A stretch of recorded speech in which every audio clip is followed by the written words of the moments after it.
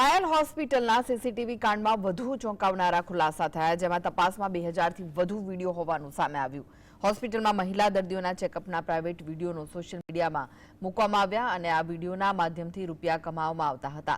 વેપારનો પર્દાફાશ થયા બાદ વધુ માહિતી બહાર આવી। તપાસમાં 22 કેટેગરીના વિડીયો સામે આવ્યા, જેમાં 60થી 70 હોસ્પિટલના વિડીયો સામે આવ્યા।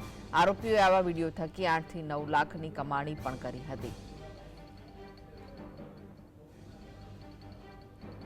પાસે 2000 થી ઉપર આવા વિડિયોઝ છે અને અનેક ગ્રુપ્સમાં એ વિડિયો છે અને કેટેગરીઝ છે, કુલ એવા 22 કેટેગરીઝના એની પાસે છે।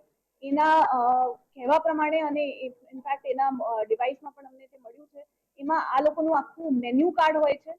એ મેન્યુ કાર્ડમાં કયા પ્રકારના વિડિયોઝ જોવા છે એ આખું એમની પાસે એક લિસ્ટ આવે છે। 22 એવા ટોપિક્સ છે જે બધા પોર્નોગ્રાફી અને અશ્લીલ કન્ટેન્ટ છે એવા વિડિયોઝ છે અને આ લોકો આ 800 થી 2000